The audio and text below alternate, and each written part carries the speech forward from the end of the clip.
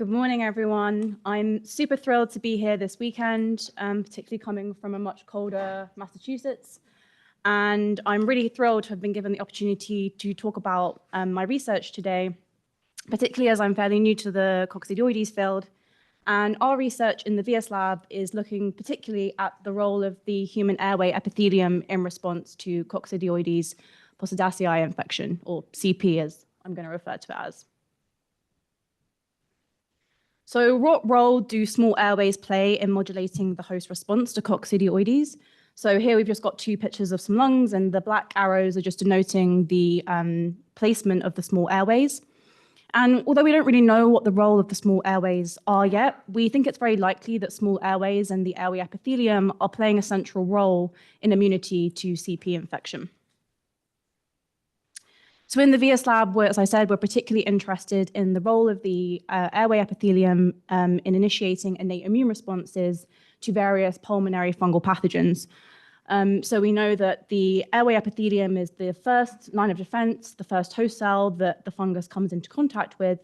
And this initiates the first immune responses through signaling via cytokines and chemokines, leading to the activation and recruitment of various innate immune cells, such as neutrophils, and macrophages, as well as DCs. And this then leads subsequently to the activation of the second phase of immunity, adaptive immune response. And we know that both of these phases are important, and the coordination is also important for reducing fungal burden and ultimately clearance of infection. So I'm just going to take you through actually a couple of the airway epithelial cell culture models that we work with in the VS lab to give you some context and background. So the first two I'm going to talk to you about are cancer-derived or immortalized cell lines. The first is H292, and these are derived from human mucoepidermoid cancer cells. So these form monolayers and are typically grown in a submerged culture. And there's a lot of advantages to working with these. So they're highly reproducible and they have a high proliferation rate. And what's really nice is they've also been used and validated with a number of different pathogens, both bacterial and fungal. The limitation, though, is that these particular cells don't really have mucus production, and they're particularly uniform cells, so these don't replicate the complexity of the airway epithelium. So again, very similarly, A549 cells, these are also cancer-derived. They come from a human adenocarcinoma alveolar epithelial cell line. And again, these form monolayers in submerged culture and have very similar advantages to the H292 I just discussed. These have like surfactant production, and again, these oncogenic cell lines just really don't give us an idea about the in vivo pseudostratified epithelial environment. So what are our other options? So in the VS lab, we've begun working with primary human airway basal epithelial cells. These are isolated from human donors from either patient sputum or bronchoalveolar lavage or surgical explant. And these are much more physiologically relevant than using those immortalized cell lines. So the advantages here are that they replicate the native cell function and immune responses, and we see mucus production and functional cilia. The challenges here are that they generally can have a limited lifespan. We also see a lot of donor variability, and they are just more challenging to grow and culture. So the way we culture these primary cells is we use something called the air-liquid interface model, or the ALI model. So this is where the basal cells are grown on transwell inserts. One side is exposed to air and the other exposed to liquid, which mimics the in vivo tissue environment of the respiratory tract. So we differentiate these for between 3 to 4 weeks, and these form a pseudostratified epithelium with a range of different cellular subtypes. And so the advantages here are that we have an environment that more closely mimics an in vivo airway physiology. However, the challenge is that generally these do take around 3 to 4 weeks to differentiate, so it's just a more lengthy process. So what about validation of these primary airway epithelial models? So we regularly collaborate with the Rajgopal and the Mal lab, and in 2016, they published a paper to show that they were able to expand these airway epithelial basal cells long-term while also maintaining the multipotency. So here I'm just showing some immunofluorescent staining, and in the middle panel, we can see this is basal cells expressing very distinct basal cell markers. And these had the ability to differentiate, and as we see on the very far right panel, these were able to express lineage-specific markers, showing we were able to differentiate these basal cells to form a pseudostratified epithelium after a long-term expansion. So this was a video obtained with optical coherence tomography done by the Turney lab at MGH. And again, as I mentioned, like in a pseudostratified epithelium, we have these cilia, and a functional cilia will move. And so this is a really nice video just to show that we can visualize this ciliary motion and identify these distinct cellular subtypes in real time. So the first data sets I'm going to take you through is looking at the transcriptional response of the human airway epithelium to CP infection. And this is using single-cell RNA-seq, which there seems to be a clear theme for today. So thank you to Dina and Alison, who set me up very nicely for that. So this single-cell RNA-seq was actually done in collaboration with a number of individuals, Alfred Harding, Pritha Sen, and Adam Haber. And I was actually very lucky to come into the VS lab at a time where this analysis had already been done. So I've been continuing this work and then using this single-cell analysis as the preliminary basis for my functional studies. So we took these primary human basal cells, differentiated, and then we stimulated them with wild-type CP, and then analyzed them via single-cell RNA-seq.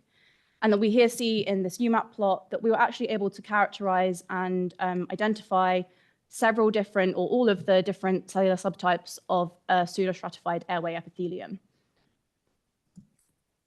So we found that when we then quantified these cell type proportions relative to mock infection, we found a very similar number of cell type proportions compared to what other people had reported in the literature.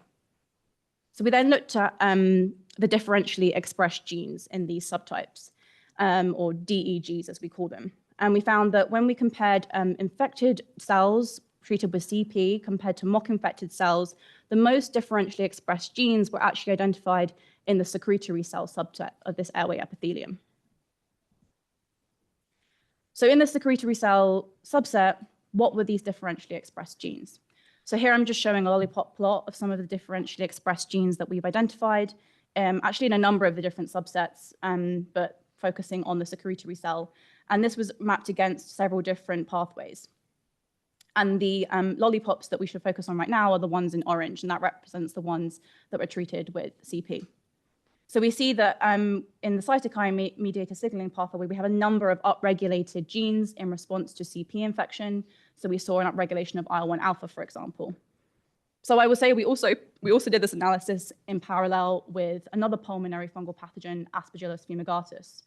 So if we look down at the bottom at the cellular response to hypoxia, we see very interestingly that a number of these differentially expressed genes are upregulated in response to CP and downregulated in response to Aspergillus.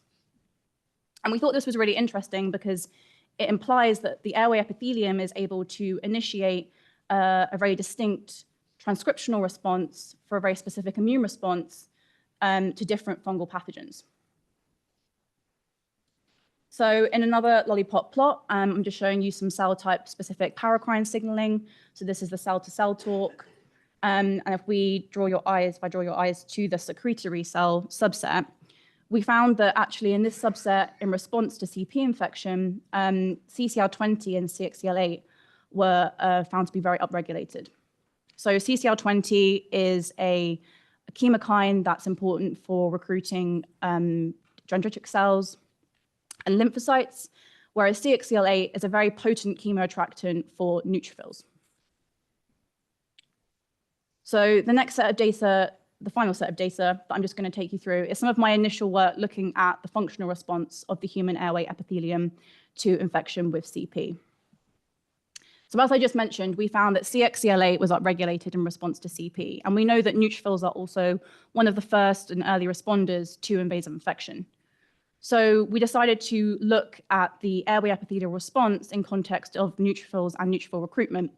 So we first looked to assess trans-epithelial neutrophil migration, and we did this using primary human PMNs, or polymorphonuclear neutrophils. So what we did was we took our epithelial cells and seeded them on the inverted side of a transwell, which forms the apical airway compartment. And then these were then stimulated with CP. And then these are inverted back, and the PMNs, or the primary human PMNs, are added into the basolateral side of the airway epithelium and allowed to migrate through the epithelium for 2 hours. Any neutrophils that had then migrated through to the apical side of the airway were then lyased and assessed for MPO activity to determine the number of neutrophils that have migrated across the epithelium. And this is a well-characterized model in the VIAS lab and one that we've done many times with Aspergillus. So very surprisingly, despite the transcriptional data we found for CXCL8, we found that when we took CP arthroconidia and stimulated an H292 transwell epithelium with 2 different concentrations, we didn't see any robust neutrophil transepithelial migration compared to our positive control, which is the FMLP, when this is a potent peptide chemoattractant for neutrophils. So then what I did was I took a known concentration of arthroconidia and I actually just incubated it overnight in CRPMI, which is a really rich medium, and allowed the arthroconidia to morph into hyphae. And then I added all of these hyphae to the transwell and exactly the same experiment. And again, we found that similarly, like the CP hyphae were also unable to induce a robust neutrophil transepithelial migration. So we were really surprised by this. So we decided to take a step back and have a think. And I actually decided to go back to CXCL8 specifically and look at that directly. So I decided to look at CXCL8 at the translational level using ELISA. So again, I took A549, another immortalized cell line, and I treated these A549 cells with CP arthroconidia for 3, 6, and 18 hours. And we see that actually the CP arthroconidia are failing to trigger CXCL8 secretion from these airway epithelial cells at all time points. So what are our conclusions? So using single-cell RNA-seq, we established that CP stimulated the greatest amount of DGs in the secretory cell subset, and the largest cluster of these DEGs was found in the cellular response to hypoxia and also in cytokine-mediated signaling. So then, based on the CXCL8 data that we'd seen, I decided to look at neutrophil transepithelial migration, and we found that arthroconidia and hyphae seemed both incapable of inducing any robust neutrophil transepithelial migration in response to CP. And then again, looking directly at CXCL8 at the translational level, we found that CP arthroconidia were failing to trigger secretion of CXCL8 even at the longer time points. So the main take home here, I think, is that secretory cells are the major responders to CP infection in a human airway epithelium.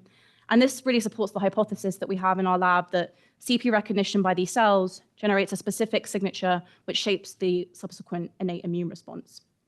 So subsequent work and follow-up work that we're going to be doing is just going to be looking more into this pro-inflammatory phenotype, looking at CXCL8 and neutrophil transepithelial migration with both the triple mutant knockout and also with wild type.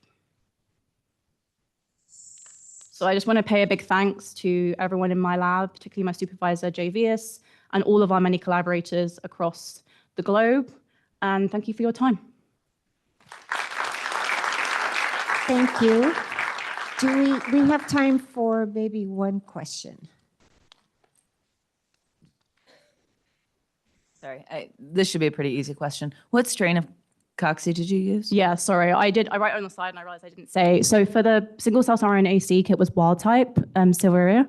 And then for the functional studies I've been doing, it's NR166, the triple mutant knockout. Okay, so that's going to drive a very different immune response. I agree, So, yeah. so you can't merge those 2 data sets. And Okay. are you sure it was Silvera? Because I know you guys had CPS1 that you were using. We do also have CPS1. And initially, when we were doing the functional tests, we did this with CPS1. This was actually slightly prior to my time in the lab. Since I've joined, I've been doing all of my functional tests with the triple mutant knockout. I do agree, and we are growing wild type. We actually, unfortunately, had a couple of issues growing our wild type. So I was just trying to model infection with triple mutant first before we moved into the BSL3 to look at the wild type phenotype. But yeah, I agree. Like we may be getting a very different phenotype in the triple mutant. Yeah. Thank you very much. Appreciate that. Next, we'll hear from Matthew Mendoza-Barker from UT San Antonio. Diabetic mice are more susceptible to Coccidioides Posadasii infection, but protected by a subunit vaccine.